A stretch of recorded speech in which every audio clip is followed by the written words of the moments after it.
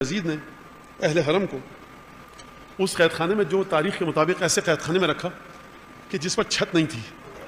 مورخین نے جملہ لکھا ہے کہ رات کو جو شبنم گرتی تھی اور رطوبت وہ ان کو اذیت دیتی تھی، اور دن کو جو دھوپ تھی یہاں تک کہ ان کے رخساروں کی جو جلد تھی وہ جھلس کر رہ گئی تھی. اچھا، بعض مورخین نے ایک عجیب جملہ لکھا ہے، یہ تاریخی ایک حقیقت ہے کہ وہ شہداء کہ جو سمجھ نہیں پائے تھے، وہ بچے کہ جن کے باپ شہید ہو چکا ہے، تو بعض بیویوں نے کہا تھا کہ تمہارے باپ سفر پر چلے گئے. اور دیکھیے یہ واقعہ اتنا شدید تھا. میں ایک جملہ عرض کروں تاکہ آپ باقی کی گہرائی کو سمجھیں. جناب سکینہ سلام اللہ علیہ، یہ بیوی امام حسین کی بڑی لاڈلی اور چہیتی بیٹی ہے.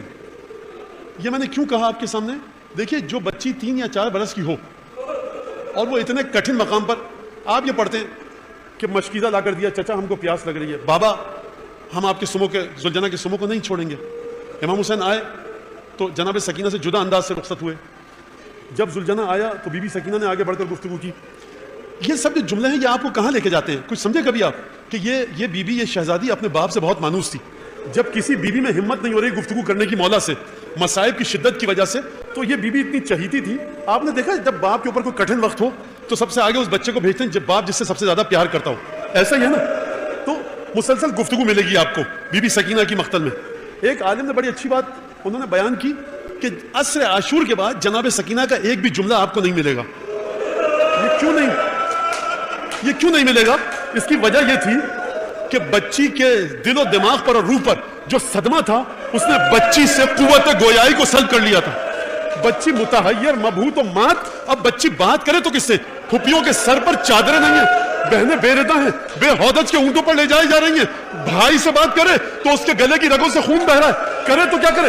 اس بچی نے گفتگو نہیں کی. یہاں تک کہ کامل بہائی میں یہ روایت موجود ہے، ایک دفعہ قید خانے میں ماتم ہوا. جب کارندوں نے جا کر اطلاع دی کہ خواتین اور مردوں نے ماتم شروع کیا ہے، یزید نے پوچھا سبب کیا ہے؟ کہا ایک عجیب ہے، ایک بچی ہے کہ جو ضد کر رہی ہے، مسلسل اور گریہ کر رہی ہے.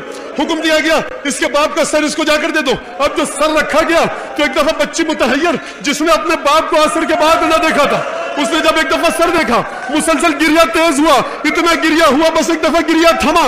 جب نگران زندان نے آ کر پوچھا، جواب دیا گیا، وہ بچی گریہ کرتے کرتے اللہ کے پاس چلی گئی.